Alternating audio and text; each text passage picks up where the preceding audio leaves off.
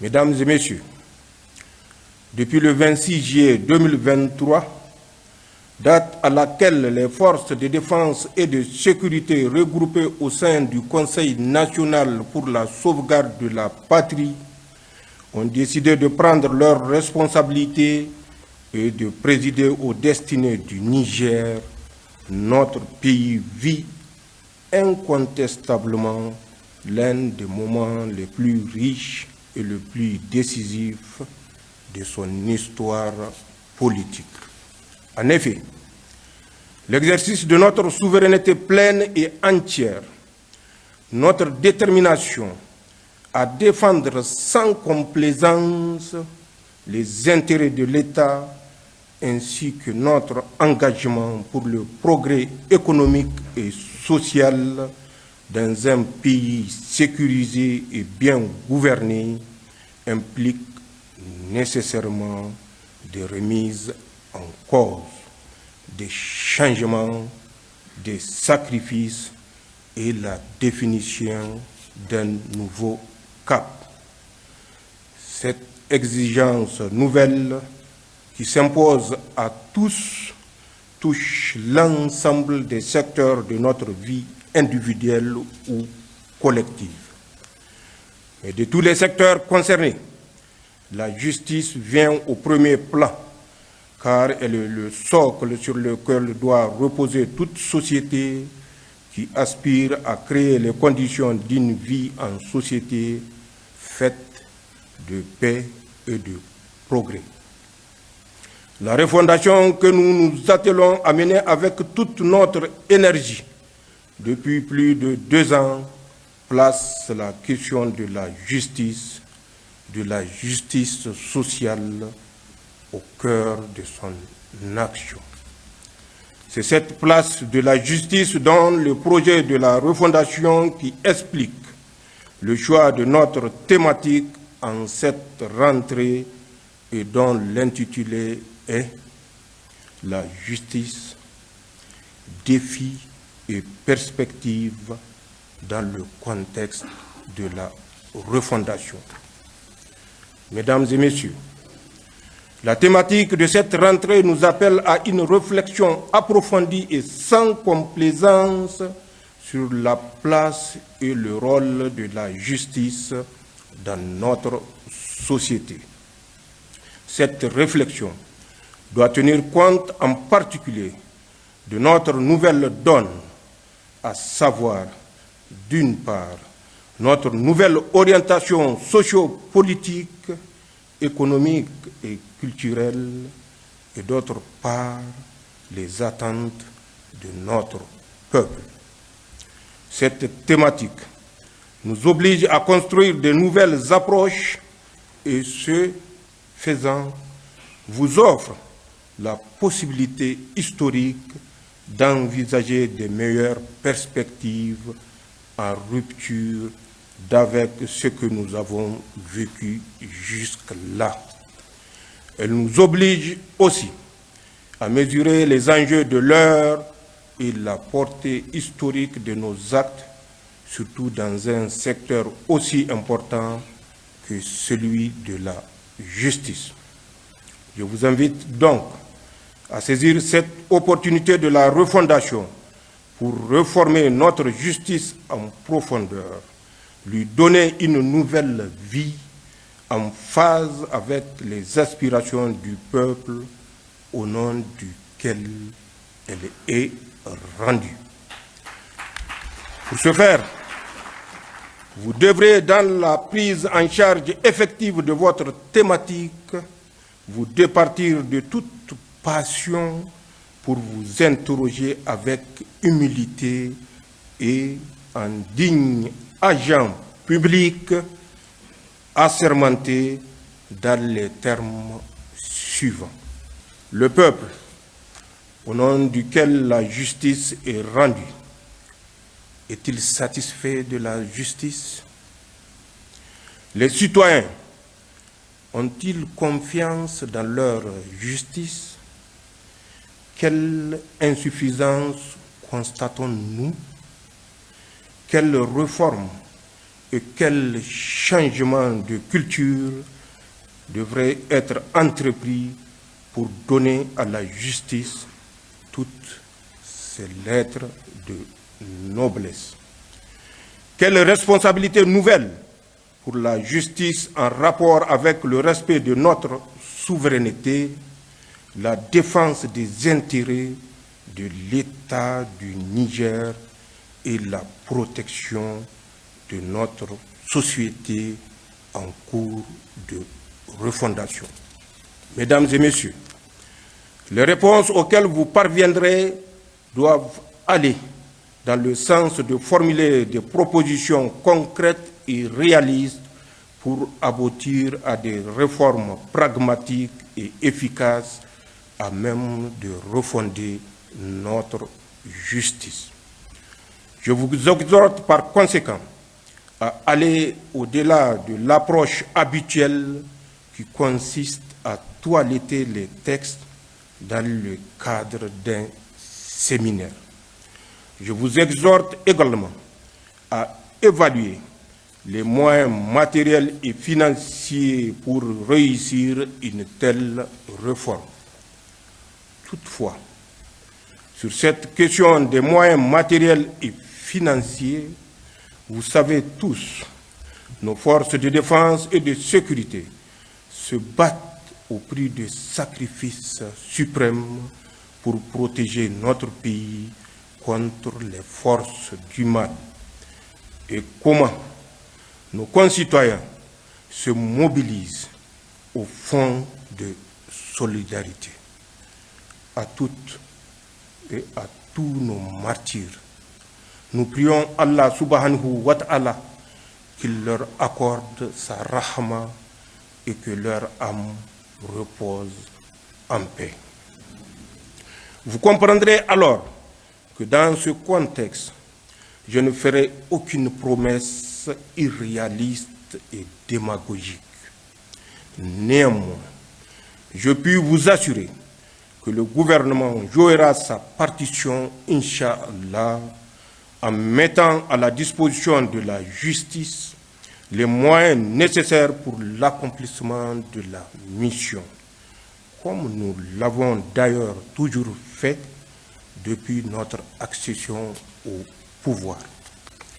Mesdames et messieurs, à ce stade de mon allocution, j'aimerais partager avec vous ce qui relève de mon intime conviction. Je reste en effet convaincu que la justice est avant tout une question d'homme. Une question d'homme dans ses rapports avec la vérité, le droit et la société. D'abord, le rapport avec la vérité. A-t-il le souci de la vérité et la volonté de la défendre? Si la réponse est oui, il va alors œuvrer à la manifestation de la vérité pour ensuite la conforter au moyen du droit tel que doit le faire normalement le bon magistrat. Ensuite, le rapport avec le droit. Le droit prescrit ce qui est légal et ce qui est illégal, ce qui est permis et ce qui est interdit. C'est tout l'intérêt de connaître et d'appliquer le droit, surtout pour ceux qui en ont la charge. Mais la connaissance du droit ne confère de la noblesse à ces praticiens que si ces derniers ne le détournent pas, mais au contraire, le mettent au service de la vérité et de l'intérêt général. Enfin, le rapport avec la société. La question est de savoir dans quelle société souhaitons-nous vivre. Quel regard la société pose sur nous et quelle société voulons-nous laisser en héritage. Mesdames et messieurs, les réponses à ces questionnements ressortent dans chaque décision que vous rendez à titre individuel et collectif. Ces décisions vous définissent à titre individuel et collective en même temps qu'elles définissent la justice. C'est dire que la justice sera d'abord et surtout telle que vous voulez qu'elle soit, dénoncée et décriée ou respectée et saluée. Pour ma part, ma vision pour un Niger véritablement indépendant et prospère, j'ai décliné en son axe de mon approche afin de refonder notre justice et je sais pouvoir compter sur vous et sur l'ensemble des Nigériens pour y parvenir, car c'est dans notre intérêt à tous. Bonne rentrée 2025-2026. Vive la justice nigérienne refondée. Vive le Niger. Vive la Confédération des États du Sahel. La rentrée judiciaire du Niger, sous la présidence du général Abdourahmane Tiani, dépasse le simple cadre national. C'est un appel lancé à tout un continent pour reprendre en main son destin et sa vérité. Car sans justice, l'Afrique restera esclave de ceux qui la pillent et l'humilient. Et cette fois, le Niger montre la voie, celle d'une justice souveraine, africaine et invincible. Le 12 décembre 2025, à Niamey, le général d'armée Abdourahmane Tiani a présidé la rentrée judiciaire du Niger pour l'année 2025 à 2026. Mais au-delà des discours officiels et des rituels institutionnels, il s'est dégagé de cette cérémonie une vérité essentielle, une vérité qui résonne bien au-delà des frontières du Niger. Sans justice, il n'y a pas de nation. Sans justice, il n'y a ni souveraineté, ni liberté, ni dignité possible. Le général Tiani a rappelé, à travers son engagement, qu'une Afrique nouvelle ne peut se construire que sur les ruines de l'injustice, cette injustice qui, depuis des siècles, ronge nos institutions, détruit nos sociétés et humilie nos peuples. Oui, il a raison.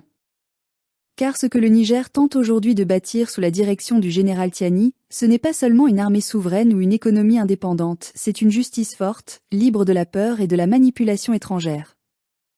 Une justice africaine au service des Africains, et non des puissances étrangères. C'est le cœur même de la révolution souverainiste en cours au Sahel. Ce combat n'est pas juridique, il est existentiel.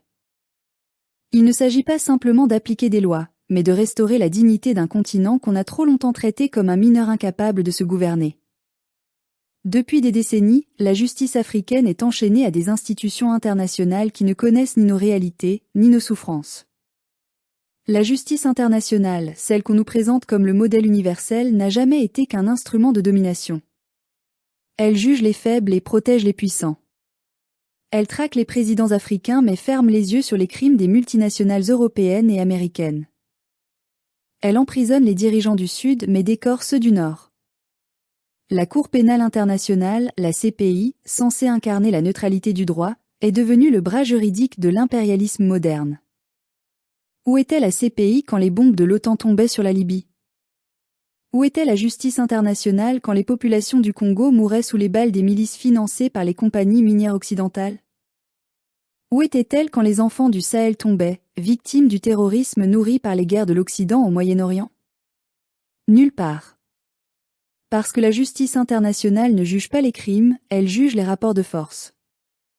Et tant que les États-Unis, la France, le Royaume-Uni ou Israël domineront le monde, leurs crimes ne seront jamais des crimes. C'est pour cela que le geste du général Tiani est historique. Il ne s'agit pas seulement de remettre les juges au travail, mais de redonner sens à la justice. De rappeler que la loi n'est pas faite pour servir les puissants, mais pour protéger les faibles. Il s'agit de libérer nos tribunaux de la peur, nos magistrats de la corruption et nos États de la dépendance. Car la vérité, c'est que la justice africaine a été volontairement affaiblie. Ceux qui contrôlent nos armées, nos finances et nos médias, contrôlent aussi nos tribunaux. Ils achètent nos juges, manipulent nos lois, imposent leurs experts dans nos institutions. Et quand un dirigeant africain ose défier cet ordre injuste, on le renverse, on le diabolise, on le tue. Thomas Sankara voulait une justice pour le peuple, il a été assassiné. Laurent Gbagbo a voulu une justice souveraine, il a été livré à la CPI. Et pourtant, ceux qui ont organisé les massacres, ceux qui ont armé les rebelles, ceux qui ont volé les ressources du pays, eux, se pavanent encore en Europe. Voilà la réalité du monde que nous subissons. Sans armée forte, il n'y a pas de justice indépendante. C'est une leçon dure, mais nécessaire. Car la justice, pour exister, doit pouvoir s'appuyer sur une force capable de la faire respecter. Une justice sans armée n'est qu'un mot vide, une illusion. Le général Tiani l'a compris. Il sait que la reconstruction du Niger, et au-delà de toute l'Afrique, passe par la réhabilitation de deux institutions sacrées, l'armée et la justice. L'armée protège la souveraineté, la justice protège la vérité. Et l'une ne peut survivre sans l'autre. Nous autres Africains, nous avons été trop souvent victimes de notre propre mansuétude. Nous avons confondu pardon et faiblesse. Nous avons amnistié les criminels au nom de la paix, sans jamais comprendre que la paix sans justice n'est qu'un armistice avant une nouvelle guerre. Regardez la Côte d'Ivoire. Laurent Gbagbo, dans un geste de réconciliation, a amnistié les rebelles de Guillaume Soro. Et que s'est-il passé ? Ces mêmes hommes ont repris les armes, ont trahi leurs paroles, ont replongé le pays dans la terreur. Pourquoi ? Parce qu'ils savaient qu'ils ne risquaient rien. Parce que, dans leur esprit, la loi, c'était eux. Voilà le poison que nous devons extirper de nos nations, l'impunité. Tant que certains se croiront au-dessus des lois, il n'y aura jamais de justice en Afrique. Tant que ceux qui trahissent, pillent, violent et tuent pourront se réfugier en Europe et être protégés par leurs parrains occidentaux, il n'y aura jamais de souveraineté. La justice n'est pas un texte, c'est un acte. Et cet acte, le général Tiani l'incarne aujourd'hui. Nous devons défendre cette vision. Parce que si le Niger réussit à bâtir une justice libre et courageuse, c'est toute l'Afrique qui se relèvera.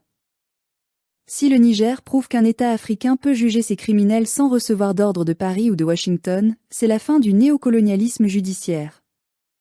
Si le Niger prouve que la loi peut être du côté du peuple, et non de celui des multinationales, alors un nouveau chapitre de notre histoire commencera. Mais il faut être lucide, l'Occident ne laissera pas faire. Ils viendront avec leurs menaces, leurs sanctions, leurs campagnes de diffamation.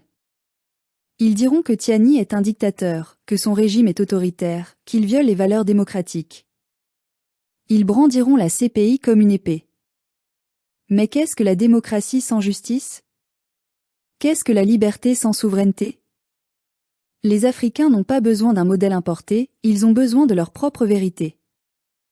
Et cette vérité, c'est celle que nous devons protéger. Notre justice ne sera jamais crédible tant qu'elle sera dictée de l'extérieur. L'Afrique n'a pas besoin qu'on lui apprenne la justice. Depuis les temps anciens, nos royaumes connaissaient la parole du sage, la médiation du chef, la rigueur du conseil. Nous avons toujours eu le sens du juste. Ce sont les colonisateurs qui nous ont imposé une justice d'exclusion, où la peau, la langue et l'origine décidaient du droit. Aujourd'hui, l'heure est venue de refermer ce chapitre. De reprendre nos institutions, de purifier nos lois, de redonner au peuple la confiance dans la vérité. Le combat du Niger est celui de tout un continent.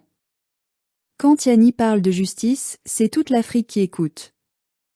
Car derrière lui, ce ne sont pas seulement des soldats, mais des peuples entiers qui se lèvent, du Mali au Burkina, du Tchad à la Guinée, pour dire « assez ». Assez de la justice des puissants. Assez de la justice à deux vitesses. Assez de la justice importée. Nous voulons une justice africaine, juste et fière, enracinée dans nos valeurs et nos luttes. Une justice qui juge nos propres fils avec équité, mais qui n'oublie pas non plus de nommer nos véritables ennemis, ceux qui pillent nos terres, financent nos guerres et manipulent nos consciences. Le général Tiani a ouvert une brèche. À nous maintenant de l'élargir. Car si le Niger réussit à bâtir une justice qui protège son peuple et défie ses oppresseurs, alors, oui, l'Afrique pourra espérer. Et ce jour-là, nous pourrons dire, sans trembler, la justice est enfin revenue chez elle.